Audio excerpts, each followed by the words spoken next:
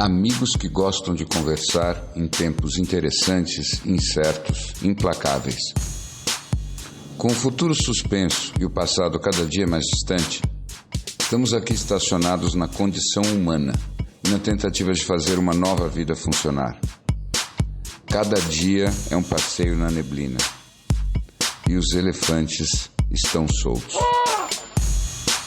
Não usamos nomes, porque somos nós e somos ninguém.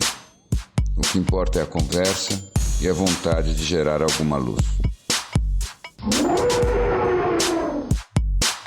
Justamente, ele até me explicou, é como se você estivesse numa sala escura e sem referência, e você tem algumas partes das tuas células que precisam de uma sinalização, que elas precisam trabalhar de uma forma a reverter ou parar um processo ou se duplicar, enfim, numa outra velocidade. E aí você precisa de uma sinalização que é tipo uma arma daquelas de sinal, um sinalizador. Uhum. E você vai mandando esse sinalizador e dá a impressão de que esse lugar escuro e fechado e essa fábrica parada pode voltar a trabalhar, porque só o que ela precisava era uma sinalização. Porque o que sai do corpo, o que ele para de ter ali é o sinalizador, não é a fábrica. Entendi. Interessante. É como se... Claro que ele vai explicar isso. Do seu corpo esquecido pelo sistema central, quase como se fosse assim, acabasse a conexão com o sistema central que diz entre em ação e refaça. A impressão que me dá é que a nossa sociedade está precisando de um pouco dessa terapia, né? Total. O que é? Seria regeneração? Olha, vejam, se vocês passarem um pouco por Pinheiros, como eu fiz ontem, vocês vão encontrar um cenário que, no fundo, é calmamente pós-apocalíptico. E vocês sabem, eu estou falando de um bairro que era marcado pela quantidade, pela profusão de pequenos negócios, de lojinhas, de pequenas boutiques. E qual era a graça de Pinheiros? Era justamente que você tinha ali uma coisa um pouco, quase como um Brooklyn nos Estados Unidos, que era assim, vamos tentar fazer alguma coisa diferente. Então, alguém que queria abrir uma lojinha de alguma coisa meio exótica, com um capital não muito grande, sem se preocupar demais em fazer muito dinheiro, e abrir uma lojinha em Pinheiros. Então, tinha essa cor, essa variedade, e sistematicamente esses negócios estão todos fechados e de forma definitiva, porque todos aqueles imóveis estão com aluga. E é uma loucura. Está tão forte que na Rua dos Pinheiros eu vi até uma coisa simpática, que é, em vez da placa de alugar, tinha uma arte feita pelo negócio ao lado, dizendo: oi, será que você não quer ser vizinho da gente? Quase como se, por favor, não deixe a gente sozinho, é muito melancólico ficar com uma placa de aluguel do lado. Mas eu acho que tem uma coisa interessante, que são esses vários Brasis de que estamos falando aqui, né? Porque eu acho que ficou claro que agora, mais do que nunca, não dá para a gente generalizar o Brasil como um país só. E até quando me perguntam, o pessoal de fora, e aí o Brasil comanda, eu pergunto qual parte que você está se referindo exatamente, porque eu até falava com um amigo que tinha, por acaso, feito um trajeto norte-sul há 2 semanas atrás, e ele é da área de shopping, né? E estava me contando que chegou em Fortaleza e foi num dos shoppings locais que estava inaugurando um restaurante novo, pelo que eu entendi. Eu não sei se era uma reinauguração, mas eu entendi que era uma inauguração de um restaurante de 3.500 metros quadrados. Restaurante este que ele teve que esperar uns 40 minutos para sentar. 3.500 metros quadrados. 3.500 metros quadrados. Na mesma semana, dias depois, ele que tem família no sul do país, foi a Porto Alegre visitar os pais e não conseguiu achar um restaurante no sábado para poder levar a mãe para almoçar. Então, quais são os Brasis, né? Aqui, Pinheiros, eu acho que como vocês sabem, acabo de retornar das terras lusitanas. Uhum. E tive muito essa percepção que você teve aí de Pinheiros em muitas das regiões por onde eu passava antes ali. E eu acho que é muito... Lá em Portugal. Isso. É muito da atribuição que cada um resolveu dar ao negócio. Não tem jeito. Isso vai ser um case psicológico interessantíssimo que a gente vai ter a chance de observar aí nos próximos meses, quiçá anos, eu não tenho nenhuma dúvida. Não, mas aí que fica a minha curiosidade, assim, se eu te entendi bem, você está dizendo que também em Lisboa você encontrou muitas coisas fechadas que com certeza davam uma impressão de um certo desalento naquilo que devia ser um verão animado, cheio de turistas e tudo mais. Mas a minha pergunta é, essas coisas, elas brotam outra vez muito rápido, como se fosse o mato depois da queimada, com as flores e tudo mais? Ou será que a gente vai estar diante de uma paisagem cariada por vários anos? Eu vou te dar a impressão que é muito em cima desse paralelo entre o norte e sul aqui. Depende muito da atribuição que cada um vai dar ao processo, como é que vai resolver lidar com o negócio. A impressão que eu tive lá, em especial, eu tive até uma certa dificuldade de conseguir colocar em alguma caixinha o que eu estava experimentando ali, porque ao mesmo tempo que, sim, estava aberto, era uma abertura, como o Sereno falou, ainda sem turistas, né? Muito poucos turistas, predominantemente locais, alguns europeus que ainda podiam entrar e tal, mas eu acho que ainda uma sensação de um medo que nós passamos, mas eles não passaram ainda. Porque eles realmente tiveram um lockdown de muito sucesso, não tem dúvida nenhuma. Eles realmente foram rápidos, fecharam rápido as fronteiras, enfim, foram muito enfáticos e tal, e por isso, claro, tiveram muito pouco contato com o vírus.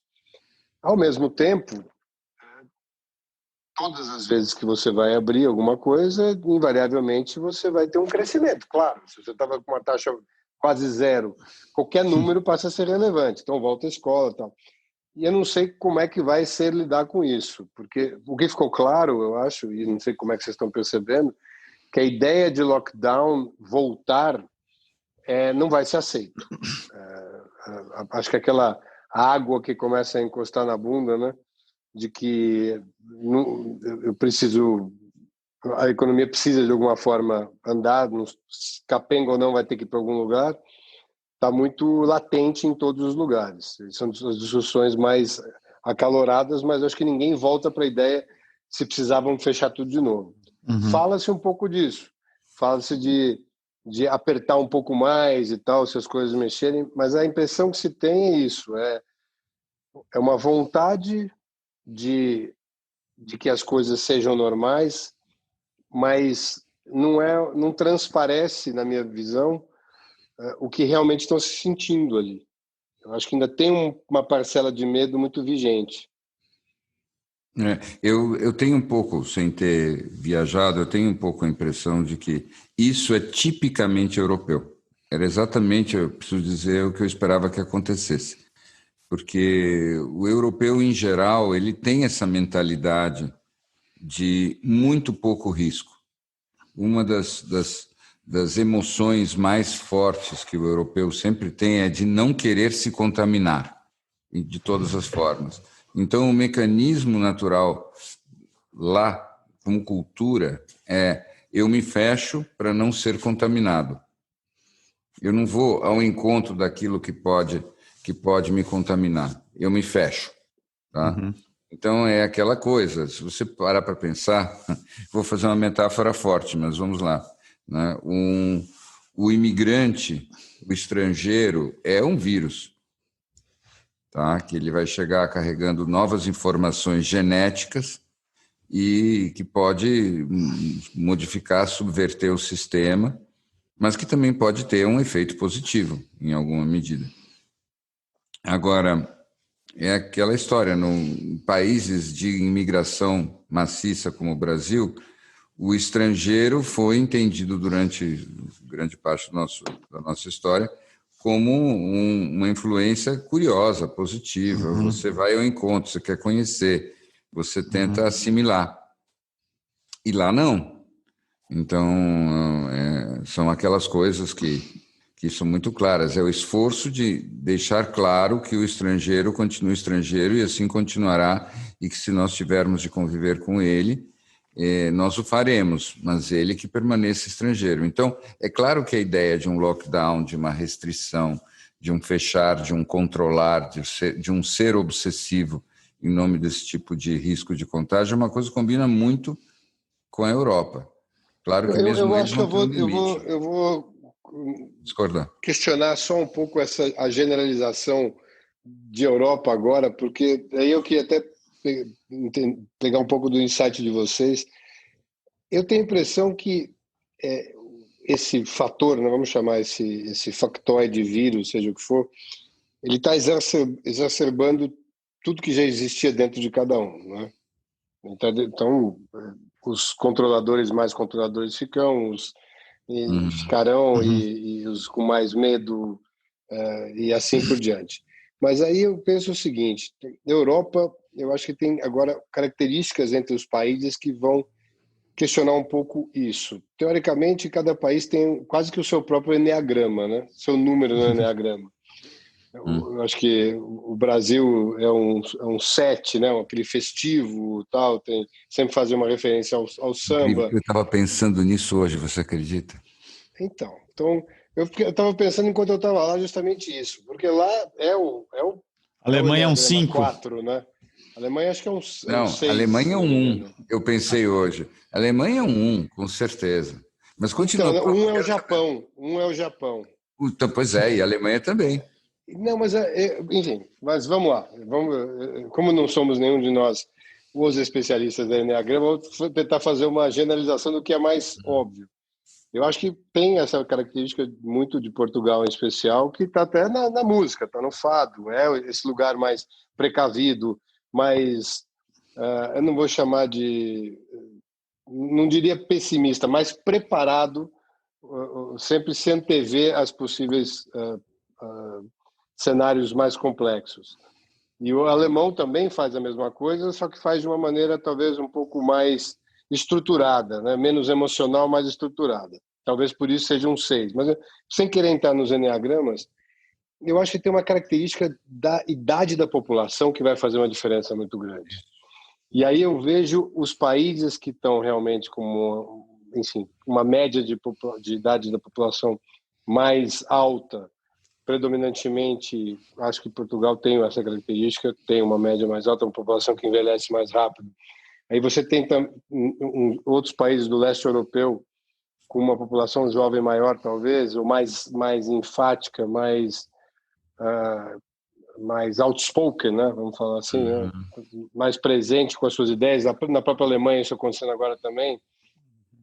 Então, talvez a ideia de se impor alguma coisa que venha dos mais velhos para os mais jovens agora é que não vai rolar país a país, não a Europa como um todo. Acho que essa mudança da idade pode ser o grande fator de separação.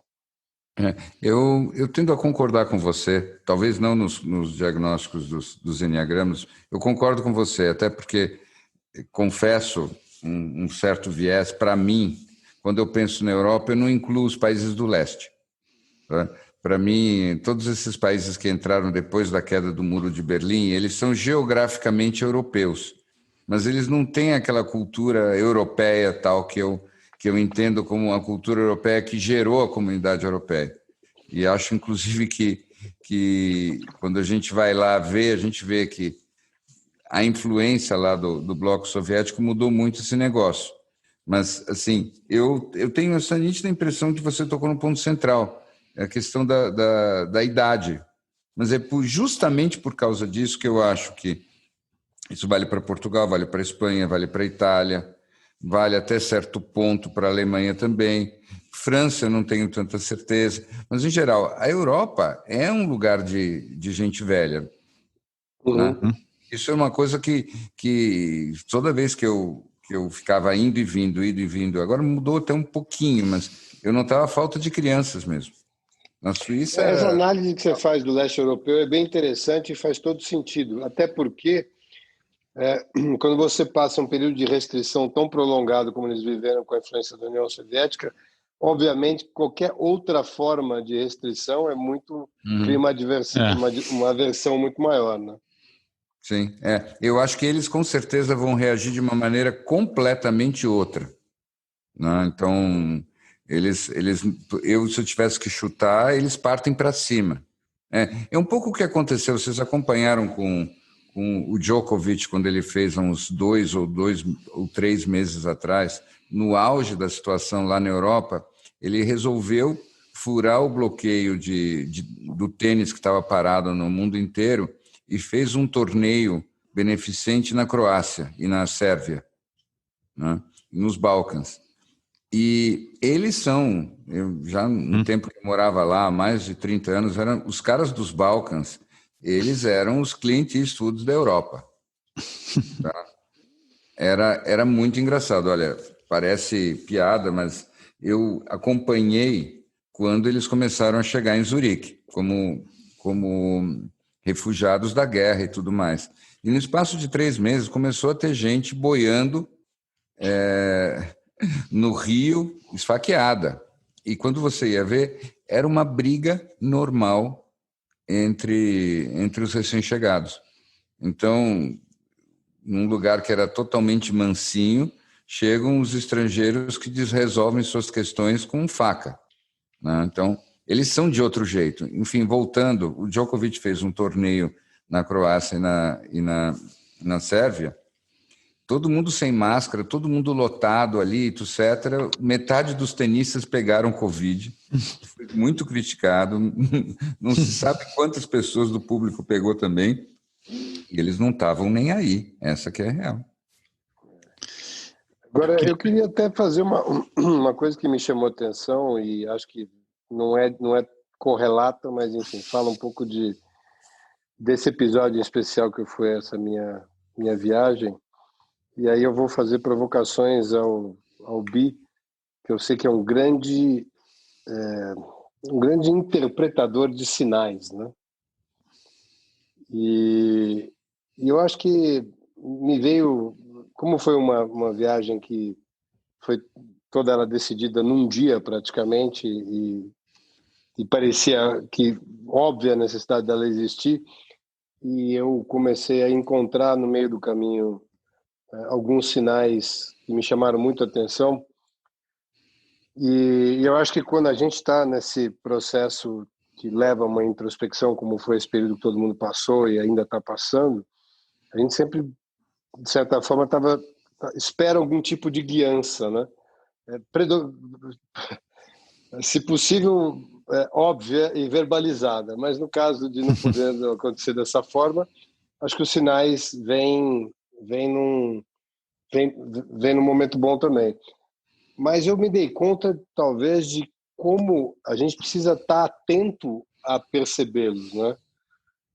E como realmente a gente vai se cercando de ruídos e de reverberações e vai pensando nesses pensamentos obsessivos, compulsivos, tentando achar as respostas dentro do lugar onde os problemas são criados, né?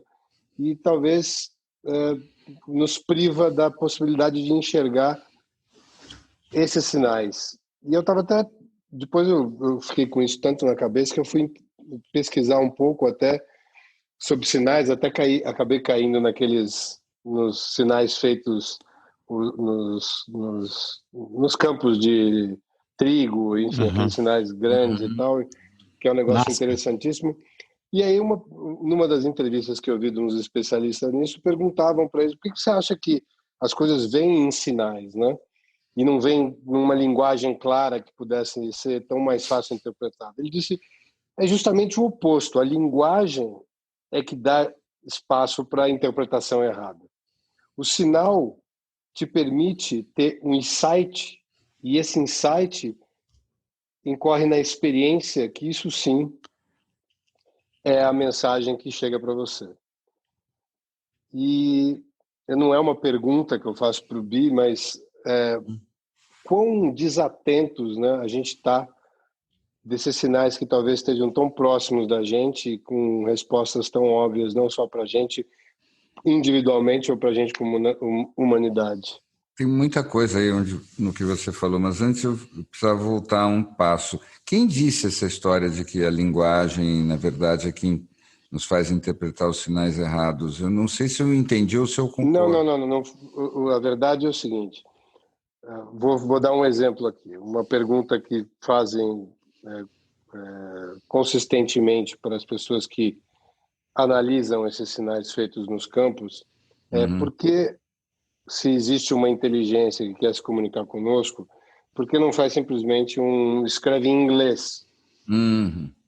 E a resposta deles é alguma coisa na linha do seguinte: a mesma coisa que você colocar alguma coisa no Google Translator e ver quantas vezes saem respostas em outras línguas que são muito diferentes do que quem escreveu queria dizer.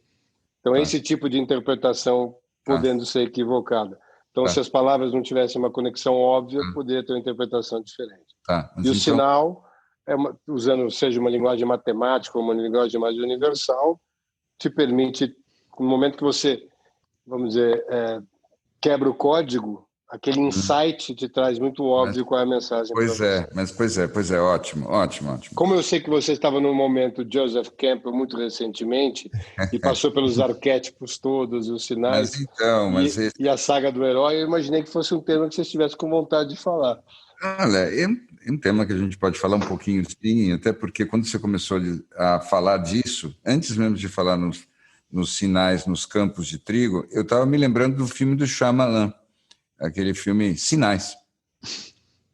Você sabe que, coincidentemente, a pessoa que escreveu o livro que explica mais sobre esses sinais lançou o livro e, absoluta coincidência, o filme Sinais foi lançado no mesmo dia. Isso será um sinal. Seja talvez. Isso um sinal ou não. Interessante, porque eu estava lembrando de quando, logo depois que saiu o filme, eu fiz uma palestra num grupo de colegas de profissão sobre o filme. E eu interpretei o filme inteiro como uma metáfora de um problema com a figura do pai.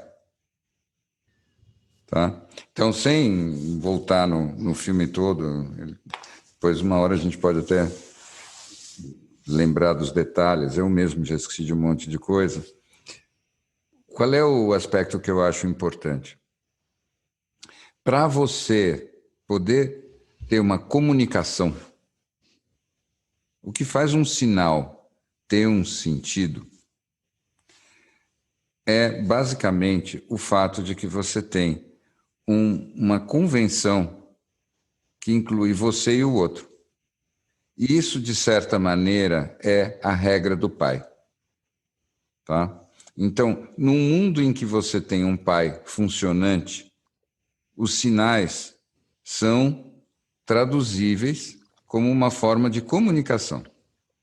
Agora, quando você não tem mais um pai funcionante no mundo, então o que acontece? Essa nossa necessidade de orientação e de sentido se torna uma leitura oracular. E, de certa maneira, você decidir se um sinal é um sinal mesmo ou não, é por tua conta.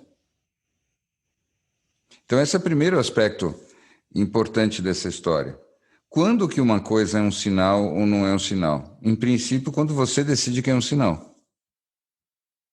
E é aquela coisa, você sempre vai ter o amigo espírito de porco que vai dizer, não, isso é coincidência, isso não é sinal. Isso... Eu não sei, eu acho que você pode olhar 10 vezes para a mesma coisa e na 11ª aquilo te passar uma mensagem, Claro. Obviamente você pode sempre levar para um lugar, né? Isso aí é um viés que você já tinha, você Não, fez uma claro, mas por associação com quê? alguma coisa que você conhecia. Mas por Mas que faz virou diferença? sinal? Não, não, o ponto não é esse. O ponto que eu estou querendo dizer é que a leitura dos sinais, nesse sentido que você disse, é um processo criativo. Tá? É um processo de você connect the dots de uma maneira que vem de dentro de você. Então, o que eu acho é que nós estamos falando aí de um teste de Rorschach, aquela história de você projetivamente olhar para as manchas e enxergar as coisas. Para mim, o que você está dizendo tem muito a ver com, de repente, você está olhando para uma parede que é pintada de forma irregular e você, de repente, enxerga um rosto ali. Vocês já tiveram essa experiência de olhar, de repente, para uma parede pintada ou para umas sombras e você, de repente, enxerga alguma coisa ali, normalmente interessante, ou um dragão, ou um anjo, ou alguém com nariz adunco. Quando você tem esse tipo de experiência, em geral, você está num estado psicológico muito específico. Você está com a cabeça meio vazia e relaxada, e o olhar levemente desfocado. E quando você vê, a tua mente naturalmente criou um padrão. E ela enxergou um padrão que estava lá. E depois que você viu aquele padrão lá, é curioso porque ele é mais forte do que o caos que o precedia. E é o seguinte, você está errado? Não. Você está criando um sentido, você está criando um mapa, você está criando uma realidade. O quanto que isso vai ser realmente alguma espécie de caminho de migalhas de pão que alguma divindade deixou para você, ou quanto que isso é simplesmente você transformando o mundo num oráculo que você vai interpretando, eu acho que não é tão importante. Para mim, o que é importante é o seguinte, você, para poder fazer essa leitura de sinais direito, você tem que gostar dessa brincadeira e você tem que se dispor a ela. Tem algumas pessoas que têm essa disposição e outras que não têm. As que têm essa disposição vivem a vida de uma forma que eu acho pessoalmente mais interessante, porque para elas existe o espaço da serendipity, existe o espaço até do milagre, existe o espaço daquilo que não é causalmente explicável. Para outras pessoas, não. Ou existe aquilo que é obrigatório de acontecer, ou existe aquilo que aconteceu por puro acaso. Então, não existe esse sentido outro. Como é que você vê isso, Snow? Em que categoria você acha que você está? Eu estava pensando aqui, a ideia de ver os sinais, ela tem muito a ver com isso, né? De você ter um olhar sobre a vida mais mágico, não só espiritual, mas mágico, enfim. E eu estava pensando um pouco aqui, enquanto vocês falavam na minha vida espiritual, eu vim de uma família católica, tive um período grande na minha vida de um ateísmo racionalista, à la Richard Dawkins e tudo mais, e depois uma volta interessante a acreditar um pouco mais na existência de uma força, uma energia maior. E eu penso que essa minha volta ela foi muito por uma escolha minha. Estava pensando que a fé foi uma escolha. E eu acho que a ideia dos sinais está na mesma caixinha para mim, que é você não só tem fé, mas como você escolhe ver outras dimensões na vida, porque você pode escolher não vê-las, né? Essa escolha de ver traços, sinais, deixa a vida infinitamente mais rica e divertida, e ela eu acho que pode ser um aspecto muito interessante da fé em algo maior. E eu penso muito nisso como uma escolha, que é exatamente o que você estava falando, que a gente escolhe ver ou a gente escolhe não ver. E quanto mais a gente escolhe ver, absolutamente mais a gente vai ver. Isso eu acho que é a Mas beleza, deixa eu é te a beleza perguntar, disso. você acha que, aí eu pergunto para os dois, vocês acham que tem muita diferença? Porque eu estou entendendo que o Bi está falando dos sinais como se fosse um, como se fosse preciso você estar disposto a estar suscetível ao invisível ou alguma coisa mais mística, tá? O que eu estou que eu estou falando que um sinal pode ser basicamente você se predispor a quebrar um padrão seu de enxergar uma mesma cena que você vive todos os dias de uma maneira diferente. E a partir de uma reação que você vê naquela dinâmica das pessoas que estão ali, talvez exercendo o mesmo padrão sempre, aquilo seja para você um sinal que se transforma num insight e que vira uma chave em você, que é uma eureka, uma grande eureka, e muitas quebras de padrão em relacionamento acontecem a partir disso. Não sei se faz sentido dentro da escola da psicologia o que eu estou dizendo, mas eu vejo isso muito. Estava até assistindo, tem uma série nova na Gaia TV, que é do Joe Dispenza, que chama Rewired, não sei se vocês já viram. Não sei qual é, não assisti, não. Mas, segundo ele, 95% dos teus caminhos neurais estão construídos a partir dos 30 até os 35 anos de idade, só sobra 5 para você tentar brigar com os outros 95 para quebrar algum padrão. Então, a ideia toda de você procurar essas pequenas chaves que podem te ajudar a dar um bypass nessa desproporção 5-95, acho que são válidas, não? Não, completamente válida, mas eu não estava falando de misticismo nenhum, na verdade. Mas aí não é gatilhos? O que você está falando não é gatilhos, o Gol, ao invés de sinais? O que eu estava querendo dizer apenas é que é assim, quando você faz isso, quando você sai fora do padrão, é quase como se você dissesse assim, vamos ver o que sai de diferente que eu consigo interpretar se eu me coloco nessa outra posição. Tá? Então, o que é isso? É literalmente como, pegando referência, já que estamos em referências de filme, vocês lembram do Encontros de Terceiro Grau, do Steven Spielberg? Uhum. Close Encounters of the Third Kind. Vocês lembram desse filme, né? Lembram do... Lembra? Então, o que era aquilo? Era uma tentativa de você criar uma linguagem de comunicação com os alienígenas. Era isso. Uhum. Então, o que eles estavam fazendo ali? É exatamente aquilo que o Gol falou. Vou fazer uma frase musical diferente, vou tentar uma variante para ver que resposta vem. Então, o que acontece? Quando você faz isso com a vida, com o mundo, com o outro, vem alguma resposta. Mas é porque você criou um contexto para que viesse uma resposta nova. Usa o mesmo filme, algumas cenas antes dela. O que você se lembra? Como é que ele chegou naquela montanha?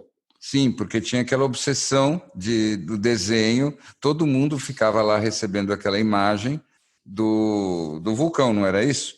E todo mundo chegou lá porque ficava obcecado com o vulcão. Ou recebendo aqueles sinais, no caso. Pois então. Bom, quem que está sendo místico aqui? Você ou eu, né? Não, eu acho que quando a gente fala de acessar outros estados de consciência, a gente não está falando de nada místico, nós estamos falando tudo dentro de uma mesma consciência, claro. Só mudando talvez como você chega lá e de que forma. Trigger, só respondendo aos seus não, eu acho que o trigger vem a partir do momento que você mexe nessa caixinha. Na hora que você estica esse nozinho, é o trigger. Uhum. E dá a chance de você mudar o teu padrão de alguma forma. Porque uma das coisas que eu estava pensando aqui, pensando nessa ideia de sinais um pouco mais amplo, não sei se vocês leram o livro daquele Nate Silver, The Signal and the Noise, e lembrando um pouco dessa coisa meio estatística de como você separa os ruídos dos sons para você formar cenários. Uhum. Porque eu acho que tem uma coisa que é muito interessante, que no fim, eu acho que a gente usa esse nosso 95% do cérebro que já estão fixados na nossa mente desde a nossa infância, você ter os seus padrões e identificar padrões, né?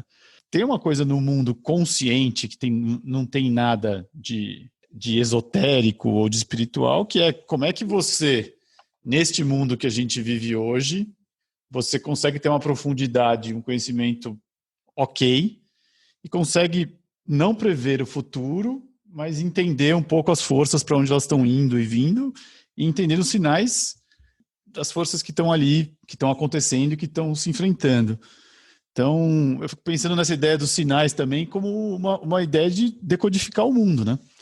De você conseguir make sense do mundo. Isso é muito legal, né? Isso é muito Sem legal. dúvida.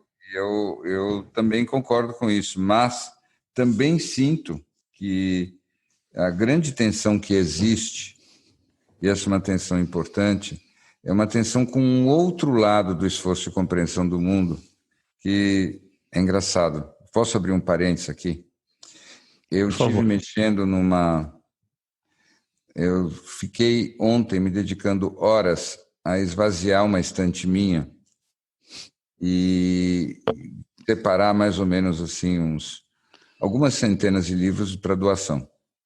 Uhum. Isso significou ver quais livros iam ficar comigo e quais eu ia doar, o que significou que eu tive que olhar livro por livro.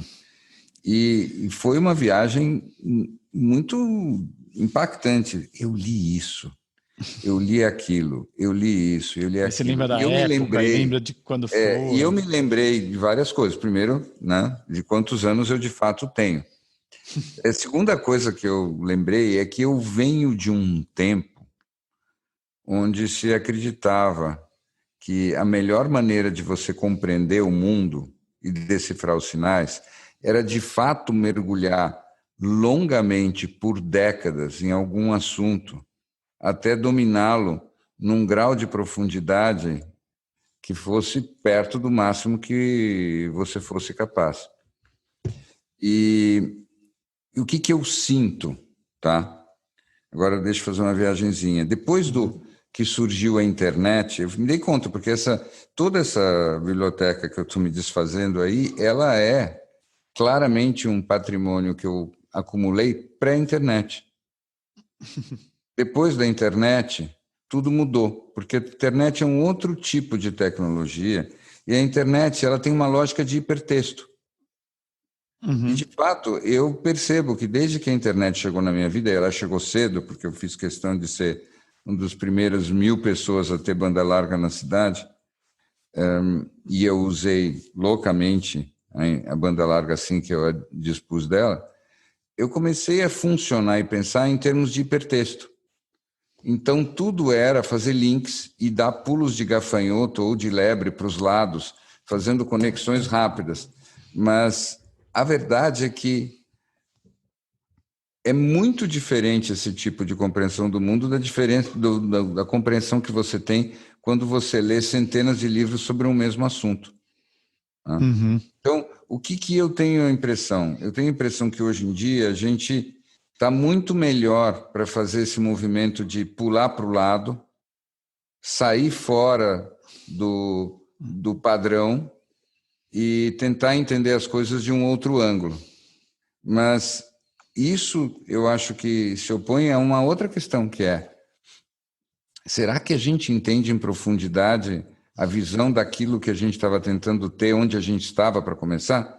Quer dizer, será que a gente não fica tanto mudando de posição hoje em dia, como se nós estivéssemos, sei lá, investindo na bolsa e achando perigoso ficar na mesma ação tempo demais? Será que Essa questão das pessoas... Buffett? É a questão das pessoas acharem que elas precisam ter opinião sobre tudo. Será? Sem ter a profundidade necessária para você justamente poder elucubrá-la de Não, é direito. Né? verdade. Vocês chegaram a ver o link que eu mandei daquele Daniel Schmackenberger? Eu não entendi, não sei o nome. Schmackenberger. Você chegou a ver, o Larry Gold? Vi. Então, eu acho que esse cara fala isso com muita propriedade, né? Do nível de complexidade. Ele fala assim, que eles vão verificar depois de 5 anos todos os papers que saíram nas revistas científicas, 50% estão equivocadas, enfim. Até porque eu entendi um pouco do que eu vi ali, e aí vocês me corrigem, mas tem muito... Na medida que você se aprofunda mais no tema, a chance de você entrar num viés de confirmação para fazer daquilo a sua grande verdade é muito grande. Então, é óbvio que vai precisar de um tempo para desconstruir aquilo. Naquele momento, vai parecer ser a teoria mais certa do mundo. E aí que eu não sei se a gente, qual é dos caminhos que faz mais sentido? Se é esse de você ir muito a fundo de alguma coisa que te cega para as possibilidades que estão ao lado, ou você realmente está aberto para dar esses pulos, né? Que hoje a gente tem chance. Então, Mas não em cima de... Mas ainda não pode... A fonte ainda é muito importante de onde você está não, buscando. Né? pois é, mas veja, você está indo exatamente no ponto, né? Indo exatamente no ponto. Eu, quando puxei esse assunto, você antecipou que eu estava querendo voltar àquela nossa conversa do episódio 30, e você antecipou que eu queria matizar minha opinião, né?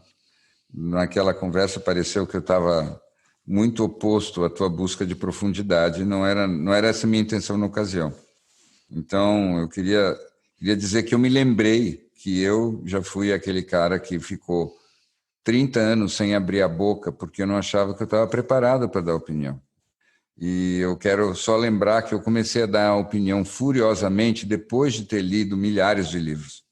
E agora eu realmente tenho opinião sobre 1 zilhão de coisas, porque eu, de fato, eu posso dizer que eu me dediquei a procurar essas opiniões. Mas isso nunca foi questionado. Isso não, nunca pois foi. é, Inclusive, isso foi salientado e não foi eu sei. incluído. Por você, Porque foi inclusive. cortado pelo Caesar Hand. Mas o fato é o seguinte: eu disse, off the records, que você havia sido treinado desde um pupilo E o a que é receber uma reguada na mão quando você não tinha uma opinião fundamentada.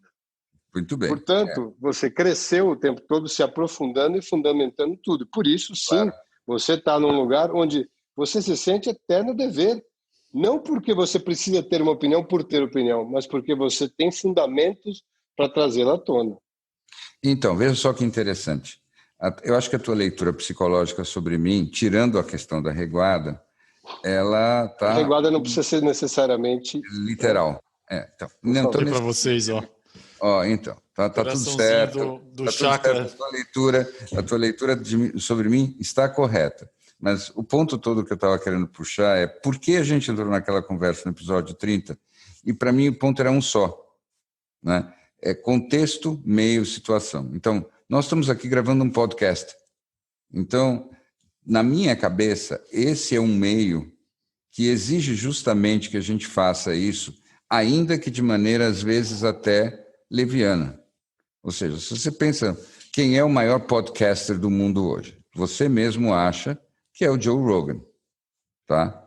O Joe Rogan, ele é um cara delicioso, porque ele é um... O que define o maior podcaster do mundo, só para eu entender?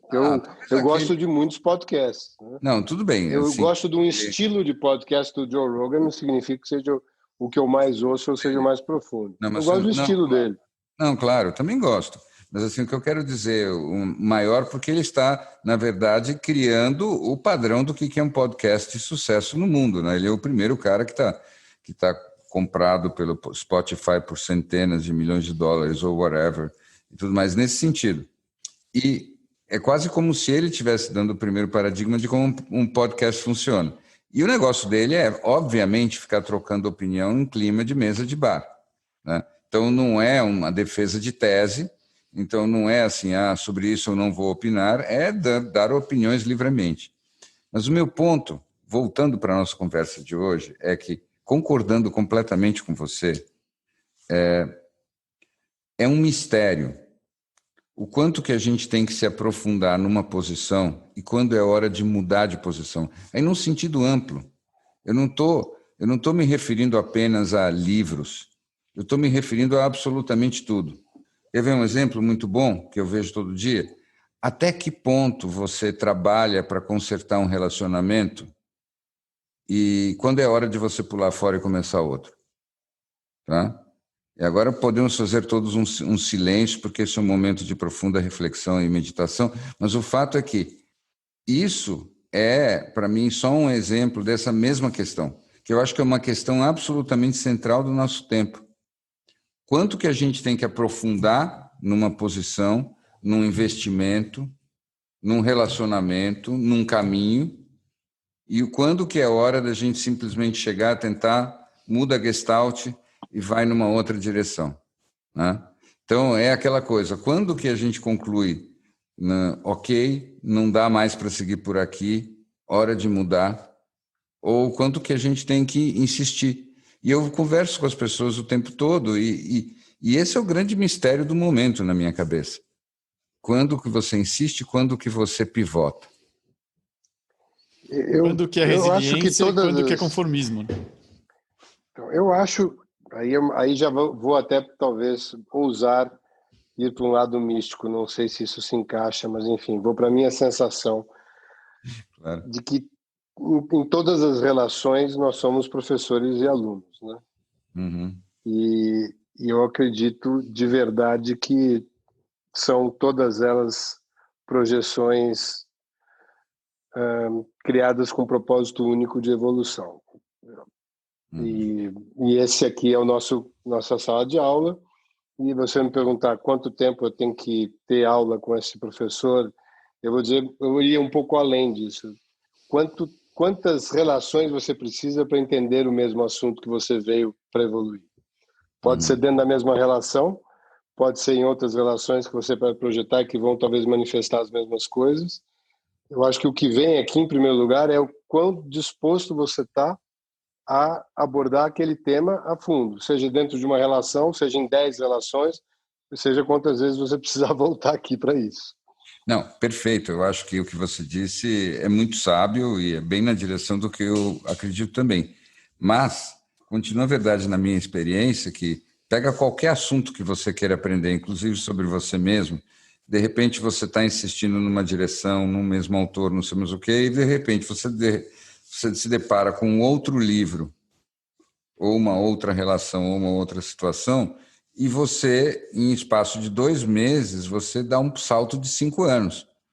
E aí você se diz, meu Deus, como eu fui idiota de ficar insistindo em fazer aquele percurso, quando se eu tentasse por aquele outro lado, a coisa ficava simples, né?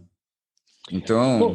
Posso tentar trazer um exemplo aqui que eu acho que eu não gostaria nem de passar pela oportunidade de pelo menos falar um pouco desse tema, porque eu acho que ele vai abordar tudo o que a gente falou até agora e ainda vai dar chance de a gente falar mais um pouquinho. Posso só fazer um parênteses antes, Larry Go, antes de você falar do tema? Porque eu acho que tem uma coisa que eu acho super importante, é que uma palavra que está na moda é resiliência, né?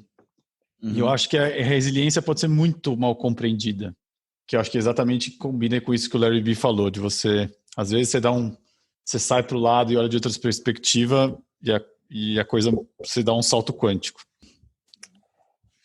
Vai lá, Larry Go, pode... Não, desculpa, eu precisava fazer esse parênteses. Não, eu estou pensando no que você falou e eu acho que você tem um ponto bem interessante aí que eu não queria nem deixar de tocar, porque realmente muitas vezes o conceito que a gente tem de resiliência é é a nossa capacidade de permanecer numa situação ruim e sair do outro lado, né? E não necessariamente isso é um atributo, porque muitas vezes você tem outras formas mais inteligentes de você chegar no mesmo lugar e que talvez te deem... e na verdade a resiliência sem um norte, ela pode ser uma das piores qualidades que você tem, né? É verdade. Não, esse tema vale a pena até falar mais dele, é bem interessante mesmo. Essa percepção talvez equivocada muitas vezes, né? Mas eu estava pensando, e eu acho que vai muito nessa conversa que foi o episódio do Tim Ferriss, que o meu querido Larry B, de uma maneira muito... como é que eu vou dizer isso de uma maneira amorosa, mas enfim, ele não me preparou para o que ele me colocou Eu disse, tome cuidado. Você disse, tá bom, mas eu acho que, enfim, talvez ele, se não me engano, é o penúltimo episódio do Tim Ferriss, o podcast do Tim Ferriss. Esse, não sei se você teve chance de ouvir, Snow. Qual que é? Com o Chuck? Não, é o que ele fala basicamente, quando ele começa o episódio, ele diz o seguinte: este é o episódio mais importante que eu já gravei. Não vi. E é o episódio onde ele aborda o abuso que ele sofreu quando era jovem, dos 2 aos 4 anos de idade. Cara, não vi. E por que eu estou falando desse em especial? E eu não quero dar nenhum spoiler e tal, porque eu acho que vale a pena ouvir. Mas como a gente cria... Né? É obrigatório, ele é É obrigatório. obrigatório. E tem tantas coisas para se falar desse episódio que eu vou só falar das que a gente já falou aqui, porque eu acho que cabem todas elas, né?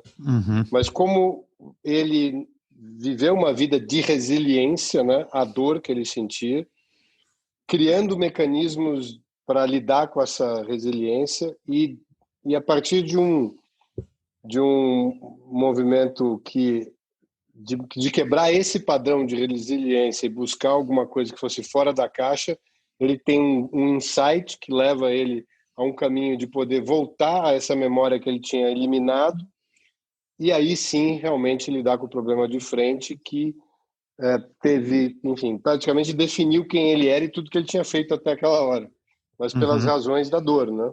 Uma dor que parecia estar muito... Eu discutia muito isso com o Bi muitas vezes, uma dor que parecia muito latente, mas eu mesmo não sabia o que era, dar o nome, nomear aquilo. E eu dizia sempre pro Bi que eu tinha a impressão que ele ia ter um breakdown em algum momento, e acabou sendo o que aconteceu no meio dessa experiência, porque ele realmente acessou a dor diretamente, né? E a partir dali ele constrói, enfim, fala muito dos mecanismos que ele criou para lidar com a dor e como é que são as formas de você quebrar esse padrão e mergulhar direto onde estão os traumas e aí sim lidar com o problema direto. Enfim, com a palavra... Quem quiser. O que deu... Qual que é vocês sabem depois, só para descobrir qual que é o episódio, porque eu não sei qual que é esse. 464, se não me engano. 464? Eu acho que é o 464. Eu acho que é o 464, se não me engano. Caramba! Falha a memória. Falha a memória. Então, é bom. Sim. Muito... Diga. Não. Não. Eu acho que sim, é o episódio mais importante que ele já gravou e uma coisa que me alegra é imaginar para onde ele vai a partir de agora. Porque ele gravou esse episódio num ato de coragem, pensando em todas as pessoas que poderiam se beneficiar com o fato dele ter contado dessa experiência e, sobretudo, da trajetória dele de melhora e a aventura, que é o processo de cura. Mas é claro que o simples fato de ele ter gravado e publicado esse episódio vai libertá-lo num nível que acho que nem ele sequer imagina. Eu gostaria muito de poder chegar para o time e dizer assim: muito bem, time, now you're notorious. Destroy your reputation. Você sabe uma coisa interessante que eu falei pro Bi, que eu comecei a chorar antes dele começar a falar. É mesmo? Porque eu senti... eu senti tão forte a emoção da porta que ele estava abrindo, que não que eu soubesse o que ele ia falar para mim, claro que o nome do episódio já diz, né? Mas eu acho que o percurso de vulnerabilidade que ele mostra antes de começar a falar, onde ele descreve como ele chegou ali, né? As coisas que passaram na cabeça, os medos que ele tinha, até dos próprios pais interpretarem aquilo com muita culpa de não terem conseguido ver e dele ter cogitado a hipótese de esperar os pais morrerem para poder publicar aquilo. E os números que eles soltam depois na conversa do quão presente isso é na vida das pessoas e que é muito pouco falado. Então, eu acho que essa porta que ele abre de trazer esse tema, a emoção do início do processo, quando ele começa a falar, eu achei de uma carga violentíssima. Talvez acho que mais forte até do que o próprio evento, depois onde ele entra nos detalhes. Eu achei o início mais forte do que o meio e o fim. Mas qual foi a tua experiência, Bi? Uma coisa que eu percebi, quem acompanha o Tim Ferriss há muito tempo vê o quanto ele está mudando, né? E basicamente ele era o cara da performance, de como melhorar, de como... E é interessante que ele foi para um lugar tão exagerado na história da performance que, de alguma forma, ele transcendeu e está indo para o lugar da cura Uhum. E que eu acho mais interessante de tudo, porque eu acho que agora ele vai deixar a performance de lado, né?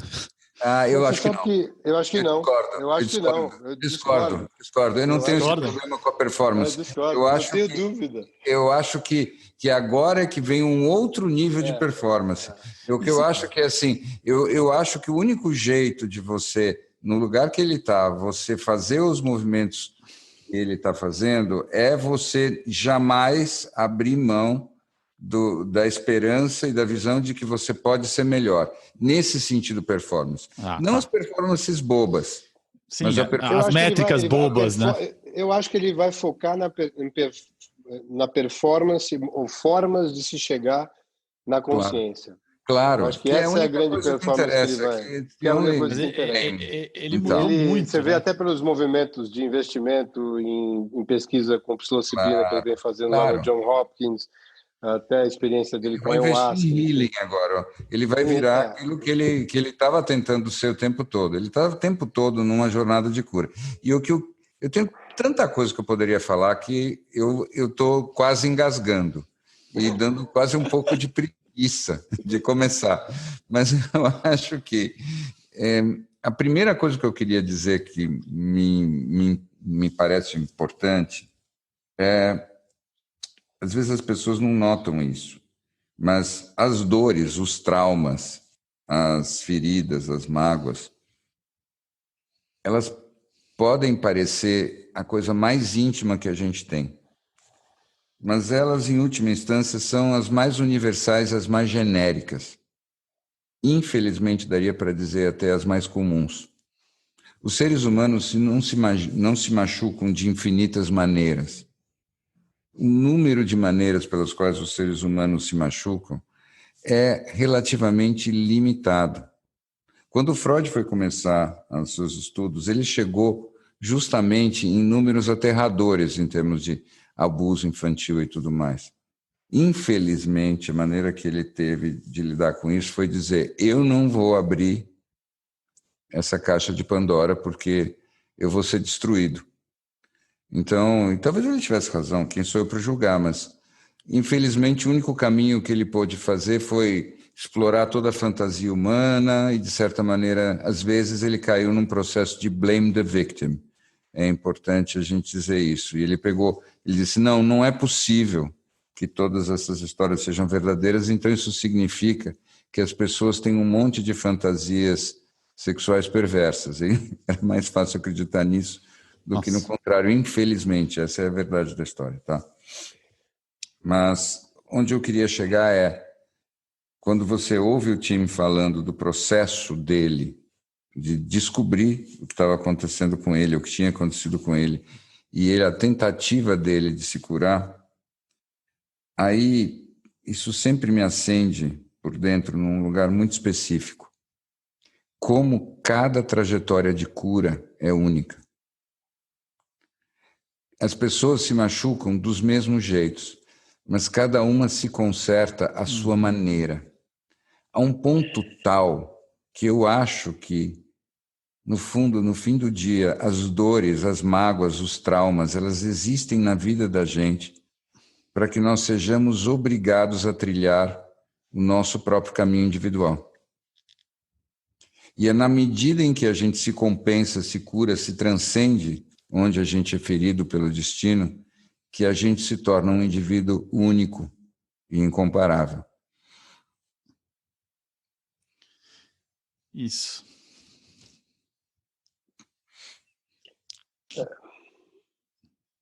Eu acho que isso que você levantou é tão forte, porque realmente, independente dessas formas muito comuns que a gente tem de se machucar uns aos outros e a si mesmo, enfim, uma coisa que a gente tem certeza é que a forma o caminho de cura é realmente absolutamente individual, mas eu acho que uma coisa que serve muito é ouvir a história desses caminhos, porque isso é cura para quem fala e para quem ouve.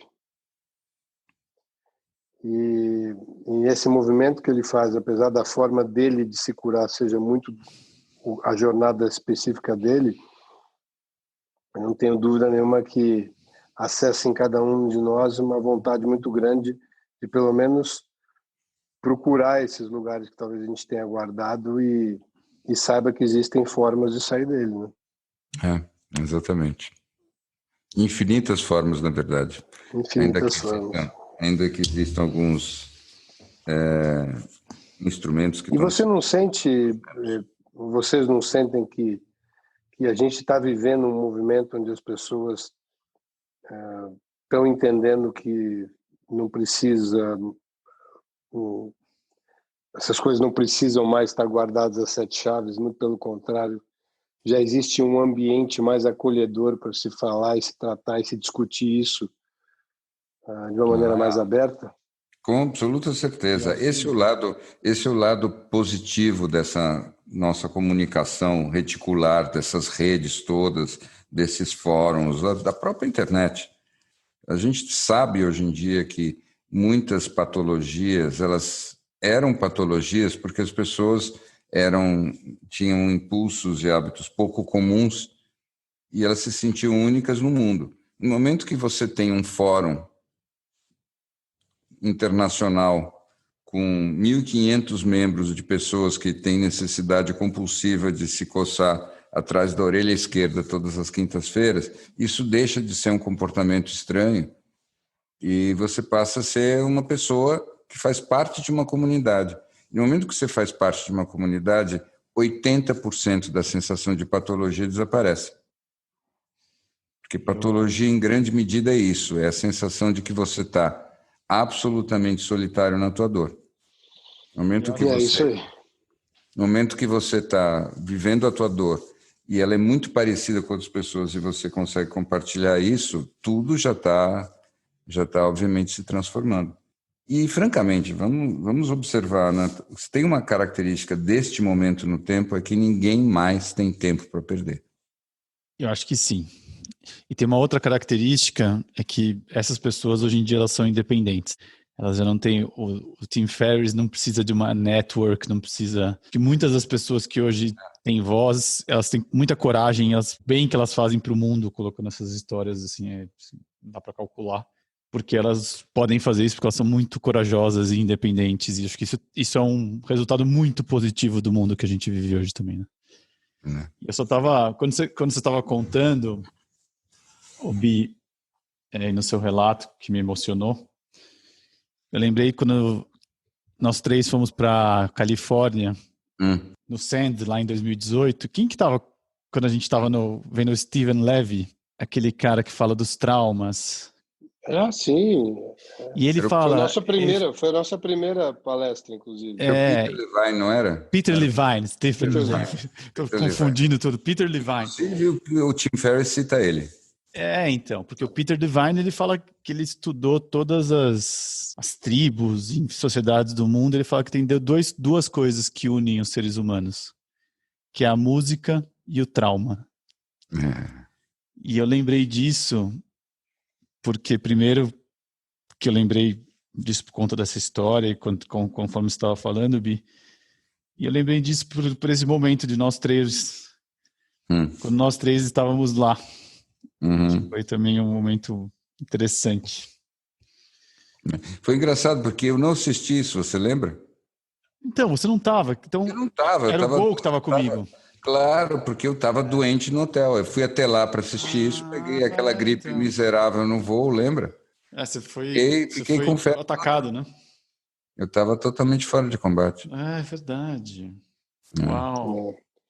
Mas ainda bem que fomos eu já conheci essas coisas dele. Mas então. Mas ele fala muito isso, né? Que o trauma é dos poucos traços que unem os seres humanos. E isso que você falou me tocou profundamente agora também. De novo, isso também tem a ver com o que nós estávamos falando antes, que é esse mistério sobre o quanto que a gente insiste, quanto que a gente desvia, quanto que a gente vai persistindo num caminho, quanto que a gente agrega novos elementos. E eu acho que é um mistério. É isso que eu realmente acredito. Eu acho que não tem uma fórmula, não tem uma receita. Você tem que combinar o insistir, o persistir com o mudar, e que a nossa trajetória única é justamente essa arte, essa combinação, né? Entre o novo e o mesmo. O que você sorriu? Não, eu sorri porque ontem eu tive chance de, por acaso, passar olhos numa oração que me chamou muito a atenção. E para quem não acredita na palavra Deus e quiser substituir aí por qualquer outra coisa, ou coisa nenhuma, ou universo, ou consciência, seja o que for, era alguma coisa na linha do eu nada tenho que adicionar ao plano de Deus, mas para recebê-lo tenho que estar disposto a não substituí-lo pelo meu. Interessante. Como é que é? Repita. Eu nada tenho que adicionar ao plano de Deus, ou do universo, o que você quiser. Mas para recebê-lo, tenho que estar disposto a não substituí-lo pelo meu. Isso tem muito a ver com aquele livro que você mandou, né? Tem muito a ver com o livro que eu te mandei. O livro que você mandou? A gente teve a chance, terminei de ler na semana passada e naturalmente eu passei pelo Bi, ele já tinha lido em algum dos momentos de clausura dele do passado, que é tem The Surrender Experiment.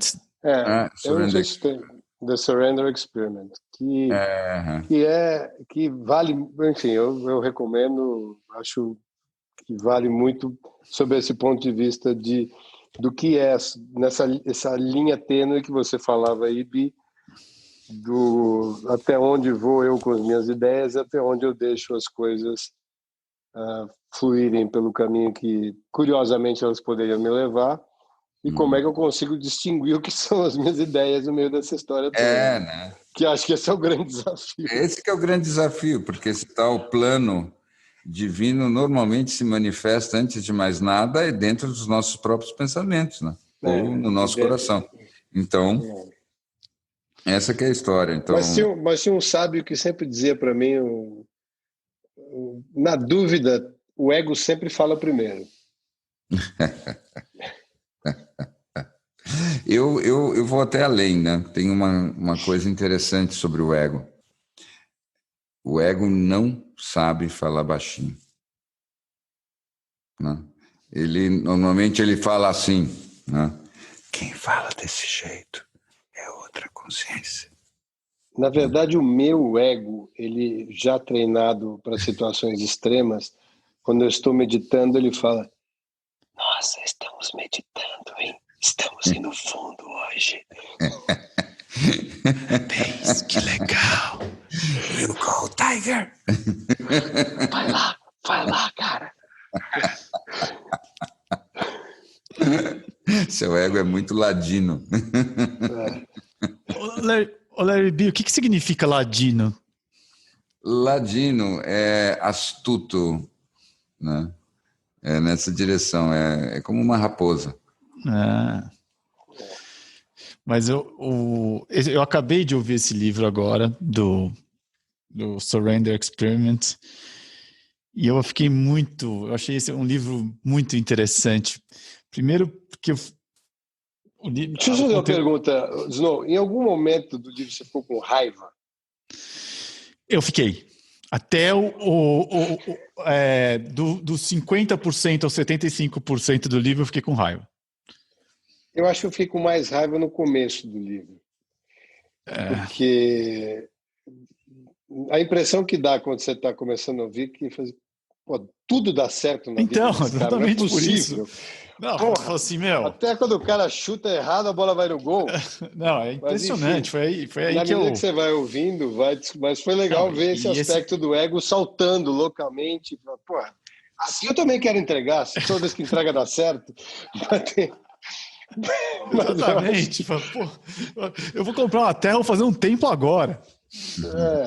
É muito. Mas eu acho que foi legal ver como o ego quicava enquanto eu ouvia o livro, viu?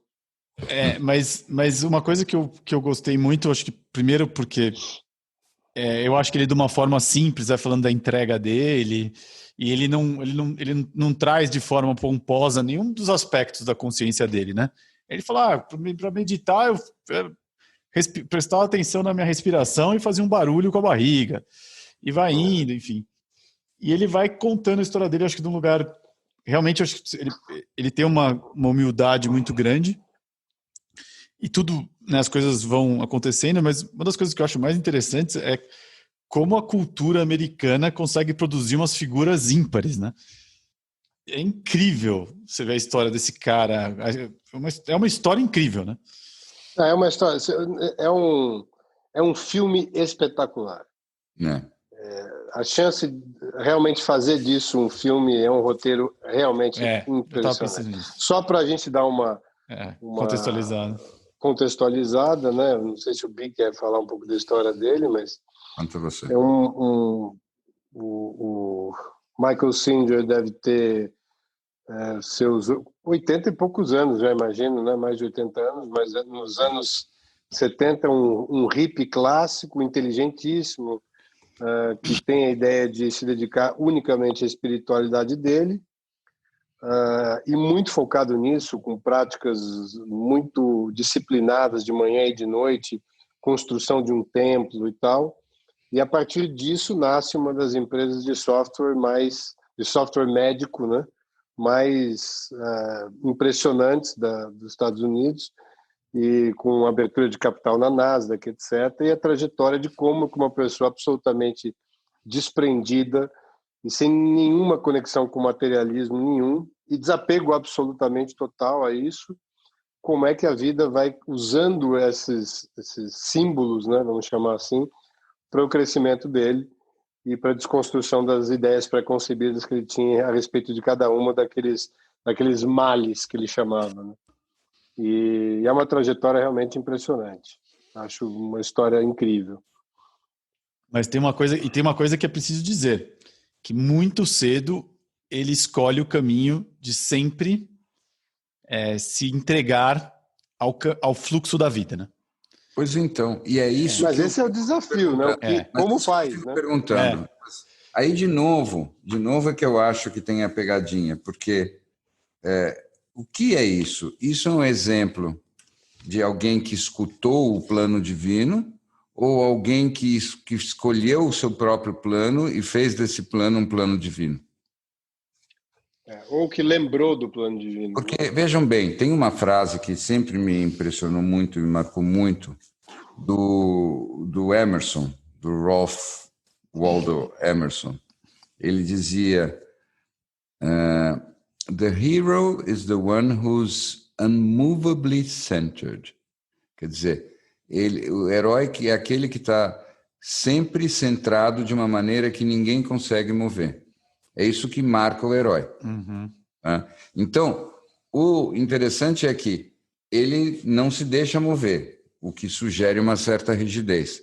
Por outro lado, ele está centrado, o que significa que ele tem uma entrega àquilo que é o mais importante, o mais elevado, em suma, o mais central no ser dele, né? E aí, é claro que o herói, nesse sentido, é aquele que melhor abraça o destino.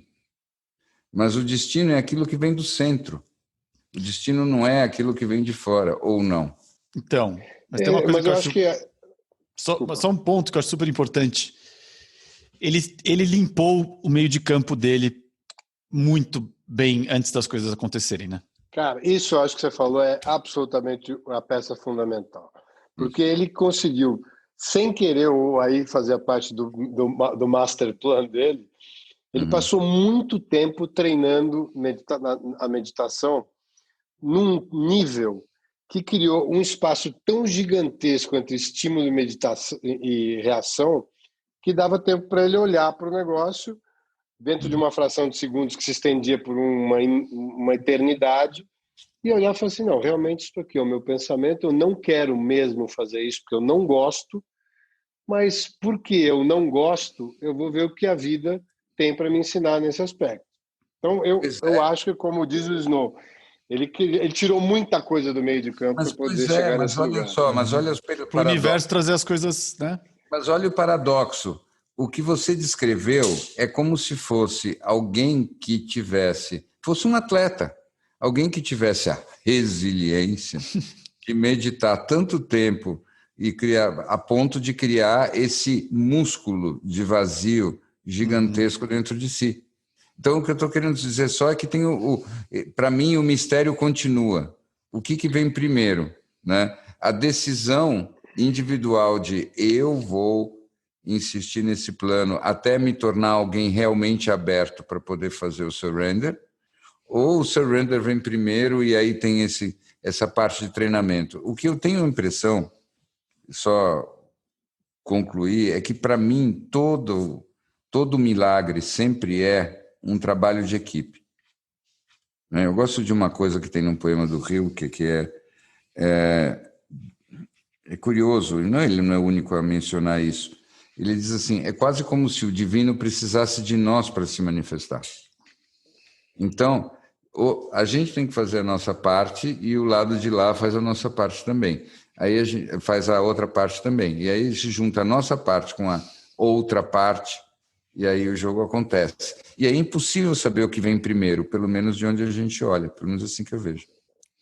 Na verdade, eu nunca tinha visto uma história que se parecesse muito mais do que um filme, é um videogame nesse caso, porque são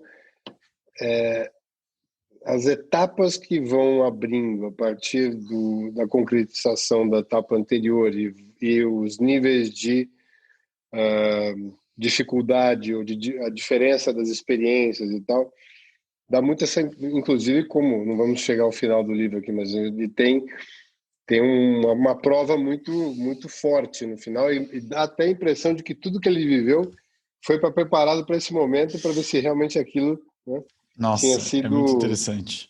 Tinha sido o quão verdadeiro era aquilo tudo que ele sentia ser verdadeiro para ele, né? E a gente volta na história dos sinais, né? Porque né? E o que eu acho que é muito interessante, primeiro, que o livro inteiro é sobre, né, ele sentindo o fluxo e os sinais da vida, né? E o que eu quis também dizer da limpeza do meio de campo é que eu acho que para você ser resiliente com norte, e para entrar no fluxo da vida, você tem que se conhecer muito bem, né? E o que eu acho que ele muito cedo, ele tirou todos os ruídos da vida dele, não só na questão da meditação, de ter um espaço de consciência, mas dele não ter... Ele tá muito centrado ali nas pouquíssimas coisas, né? Acho que ele estava muito ali num lugar de deixar... Ele conseguiu tirar todos os ruídos de uma forma que ele pudesse ouvir a música quando o universo tocasse para ele. Isso mesmo. Eu acho que mais do que isso, ele que é mais ou menos o que você está falando, eu acho que ele teve uma consciência muito cedo de que ele não teria capacidade de resolver os desafios que apareciam na frente dele. Então ele muito cedo percebeu que no nível no nível do quão consciente ele estava e do que ele tinha na mente dele, os problemas não tinham solução. A solução aparecia na medida que ele saía do papel do doer, né, do fazedor, do realizador, e ia para o lugar do copiloto. Snow, você teve consciência de que você estava citando o tal rabino Jonathan Sachs? Não tive. Eu até desconfiei que não. Mas... não tive. Eu ouvi ele esses dias fazendo outra coisa e tal, mas o rabino, ele tem justamente, isso é uma coisa de novo voltando para o Tim Ferriss, né? Ele fala do sinal, é verdade. Ele fala da definição que ele mais gosta de misticismo. Que lindo, né? É a capacidade de escutar a música tocando por baixo dos ruídos do mundo. Tá? E é um barato, porque se a gente junta isso com outro assunto, que você citou o Peter Levine, dizendo que o que há de comum em todas as culturas de todos os povos é o trauma e a música. É incrível, porque é como se em algum nível fosse metaforicamente a resposta para o outro. Então, você precisa dessa capacidade de escutar a música, que é a vida, para poder se movimentar para além dos traumas do caminho e para poder continuar seguindo o jogo enquanto te for dado jogá-lo, né? Eu acho que isso talvez a forma mais simples e direta, eu acho, de entender aquilo que talvez em alguma linguagem fosse traduzido como misticismo. Simplesmente o entusiasmo de jogar o jogo até o fim. Além de todos os movimentos. Com entusiasmo, escutando a música. Isso. Isso. Eu sou responsável pelo que vejo, eu escolho os sentimentos que experimento e eu decido quanto à meta que quero alcançar. E todas as coisas que parecem me acontecer, eu as peço e as recebo conforme pedi. Muito bom. Se você quiser receber os próximos episódios dos Elefantes em primeira mão, passa no nosso site e deixe seu e-mail, elefantesnaneblina.com.br. E obrigado por nos ouvir até aqui. Até mais!